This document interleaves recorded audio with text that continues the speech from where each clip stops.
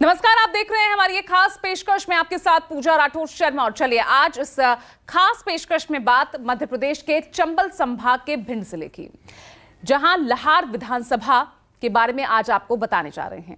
लहार विधानसभा मध्य प्रदेश में कांग्रेस की भेद्य किला माना जाता है, चाहे बीजेपी की लहर हो या शिवराज की या फिर मोदी का तूफान। लेकिन कांग्रेस पिछले 38 साल में यहां पर कोई भी कांग्रेस का बाल भी बांका नहीं कर सका। आखिर ऐसा क्या है लहार विधानसभा की खासियत, जहां कभी विरोधी लहर नहीं चली, और क्या है जनता के चुनावी मुद्दे, आज आपको मध्य प्रदेश दिखाएगा लहार विधानसभा की ये ऑडिट रिपोर्ट।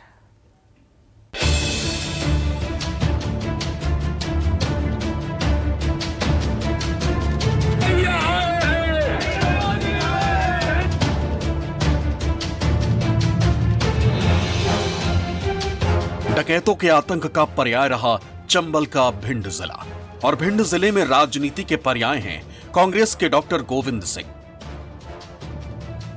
विधानसभा में नेता प्रतिपक्ष गोविंद सिंह लगातार लहार सीट से 7 बार विधायक हैं। हालांकि पहला चुनाव वो जनता दल के टिकट पर जीते थे, लेकिन बाद में कांग्रेस का हाथ थाम लिया। बीजेपी से लेकर बीएसपी तक सभी राजनीतिक दलों के तमाम दांवपेच के बावजूद 33 साल से लहार विधानसभा में कांग्रेस का परचम लहरा रहा है। 1990 से गोविंद सिंह लगातार झंडा बुलंद किए हुए हैं। धाक ऐसी कि सरकार कोई भी हो, नेताजी का काम नहीं रुकता। सवाल ही नहीं है। सरकार में बैठे हुए मंत्री, उनमें इतना साहस नहीं है कि लहार विधानसभा के विकास कार्यों को रोक सके। कोई भी मंत्री रहा हो, मुख्यमंत्री रहा हो, हमारे क्षेत्र की हमारी मांग पर जनता की चाहे तब है। एक आध कोई मुद्दा भले ही रह गया हो, अन्यथा जो विकास के लिए हमने योजना विकसित की वो योजनाएं क्रियान्वयन हुई हैं, काम हुआ है। कुछ विचाराधीन है जो बड़ी बड़ी योजनाएं चालू आचार संहिता के कारण टेंडर भी हो गए, लेकिन काम अभी नहीं हो पाया है। 3 दशक से लहार की धरती पर काबिज गोविंद सिंह को इस मर्तबा बीजेपी के अमरीश शर्मा से कड़ी टक्कर मिल रही। पेशे से व्यापारी अमरीश को महंगे हथियार और गाड़ियों का शौक है। अमरीश शर्मा जी के पास 2 करोड़ से ज्यादा कीमत की गाड़ियां 2018 में बीएसपी के हाथी पर सवार होकर लहार की राजनीति में ताल ठोकी। भले ही चुनाव में तीसरे पायदान पर रहे हों, लेकिन बीजेपी की नजर में जड़ गए। इस बार पूरे दमखम के साथ कांग्रेस उम्मीदवार को चुनौती दे रहे हैं।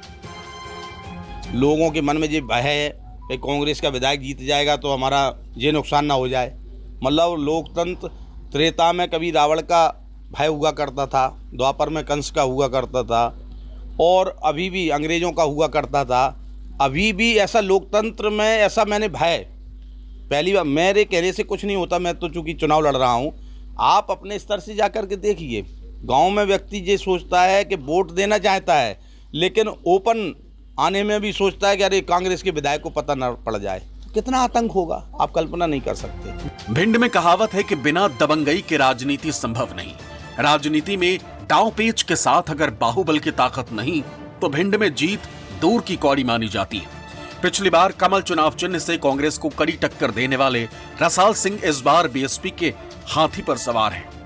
रसाल सिंह का भी इलाके में खासा दबदबा है। कहा जाता है कि 2018 में वोटों का बंटवारा ना होता तो रसाल सिंह 3 दशक के कांग्रेसी किले को ध्वस्त कर देते। खून देकर भी अगर पसीने की कीमत न मिले तो ये आसार बगावत की हुआ करते। स्थापित सत्य, इसमें कोई गलत नहीं किया मैंने, बहुत मेहनत की। और सारे जितने भी सर्वे हुए हैं, सारे सर्वे मेरे पक्ष में, एक भी खिलाफ नहीं। रसाल सिंह को बीजेपी से टिकट कटने का इस कदर मलाल है कि चुनाव जीतने से ज्यादा बीजेपी को हराने में ताकत झोंकी हुई है। अरे भाजपा में वोट नहीं है, देखिए भाजपा 15-20 हजार पे सिमट जाएगी। लड़ाई सीधी सीधी मेरी और कांग्रेस की है। देखिए यहाँ 2700 वोट थे बीजेपी के पास जब मुझे बुलाया गया तब, और फर्स्ट अटेम्प्ट ने 48,000 वोट दिए पहले प्रयास में। अब यही खड़े हो जाते, बीजेपी वाले ही खड़े हो जाते, तो हारना पड़ता। भिंड जिले में जनता भी सीधे तौर पर 2 धड़ों में बटी हुई है। जो बुजुर्ग हैं उनमें पुराने दौर की झलक दिखती है, तो नौजवान बदलाव चाहता है। काम बराबर करते हैं और हर आदमी की समस्या सुनते हैं, 5 साल घर घर आते हैं और जो आदमी की समस्या होती है वो दूर करते हैं। अब मैं खुला कुछ कह नहीं सकता कि मैं इनका हूँ कि उनका खुला हो ही नहीं सकते, क्योंकि अभी मुझे हार भी जाना, बाजार भी जाना, रास्ते में मेरे साथ क्या हो जाए कुछ बता ही नहीं। कुछ चुनिंदा लोग हैं उनका विकास हुआ जो उनसे जुड़े हुए हैं, बाकी किसी का ऐसा विकास नहीं हुआ। परिस्थितियाँ वही हैं और विकास यहाँ किसी का नहीं हुआ। ऐसे लोग चलते रहते, काम धंधा कुछ है नहीं, बेरोजगार हैं लोग। सब बेरोजगार हैं, बेरोजगार हैं, खाली घूमते रहते हैं। राजनीति है, अच्छा, तानाशाही की राजनीति। 35 साल विधायक रहे तो काम तो करो, ये अच्छो करो बुरो करो वो भगवान जाने। मैं तो भैया बिल्डिंगें बनी, अब कुन्ने बनवाई, डॉक्टर साहब खुबा में हवन पूजन भाई तो यही कहता आदमी गोविंद सिंह ने बनवाई। नहीं, विकास तो होता है, अपन तो इतना जानते नहीं है, लेकिन अभी इस बार तो माहौल थोड़ा अच्छा है। अब बता नहीं सकते तीनों में से कौन सा कैंडिडेट जीत सकता है। हमको न तो खेत के पैसे आते हैं, न तो हमको आवास मिली है, और जो भी राशन कार्ड पर गेहूँ भी मिलते थे वो भी कट कर दिए। अब बोलना तो क्या बोलेंगे हम सर। नहीं है, रुकावट नहीं है, काम बिल्कुल हाँ सारे काम हो रहा है। अभी जल का जो है प्रबंध हो रहा है, टंकी बन रही, सब कुछ बन रहा है। लाहौर विधानसभा में शहरी क्षेत्र के मुकाबले ग्रामीण क्षेत्रफल ज्यादा है। लाहौर में कुल मतदाता 2,52,770 है, जिसमें पुरुष 1,37,912 और 1,14,853 महिला वोटर हैं।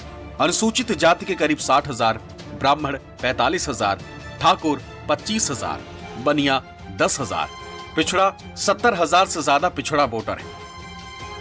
लाहौर में जातीय गणित से ज्यादा बूथ मैनेजमेंट काम करता है और इसमें कांग्रेस उम्मीदवार का अनुभव उनकी सबसे बड़ी ताकत है।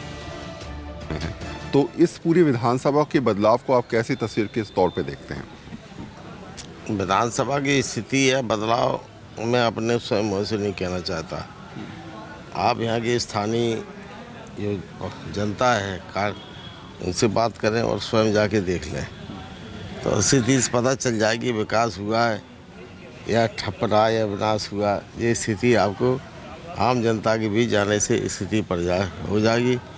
व्यक्तिगत रूप से अपनी बातें बनाना, प्रशंसा करना उचित नहीं है। नेताजी अब दबंगई, गुंडागर्दी और भ्रष्टाचार के मुद्दे पर चुनावी वैतरणी पार लगाने में जुटे हैं। चुनावी बिगुल बजने से पहले ही वोटरों को साधने के लिए बीजेपी प्रत्याशी ने कवायद शुरू कर दी थी।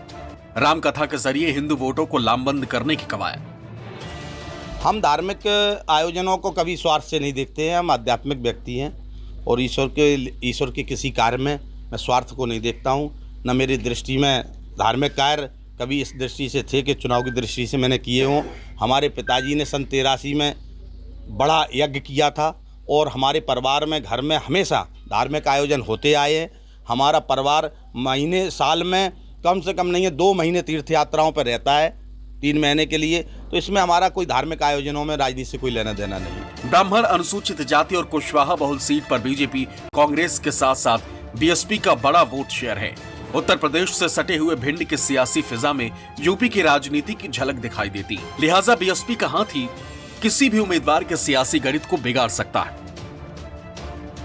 कुछ लोग होते हैं जो अपनी बात को खुलकर रखते हैं, कुछ लोग होते हैं जो अपनी बात को दबा देते हैं, ये सोचकर कि मत का अधिकार तो उनके पास है। जब वोट डालने जाएंगे तब ये तय कर लेंगे कि आखिर किसको वोट देना है, किसको नहीं देना है। शायद जनता है, कई लोग खुलकर बात करते नजर आए, कुछ लोग चुप रहे। लेकिन आप ज़रा समझ लीजिए कि आखिर लगातार सियासत में उस नेता का क्या दाव रहेगा जो जीतता आ रहा है। पिछले 3 दशक से लगातार वो जीत भी रहे हैं, विधायक बने हुए हैं, नेता प्रतिपक्ष भी हैं, और इसीलिए जब भी आप क्षेत्र में जाएंगे तो कई लोग बोलेंगे, कई लोग नहीं बोलेंगे। लेकिन हाँ, बात आती है जब चुनावों की, तो ऐसे में वोटर बहुत अच्छी तरीके से जानता है कि अपने मत का प्रयोग किस दिशा में करना है, किसको जिताना है, किसको हराना है, और उसी रूपरेखा के हिसाब से जनता ऑडिट रिपोर्ट तैयार करती है और फिर फाइनलाइज करके अपने मत का प्रयोग करती है। कैमरा पर्सन अविनाश के साथ वरुण सिन्हा, न्यूज़ 24।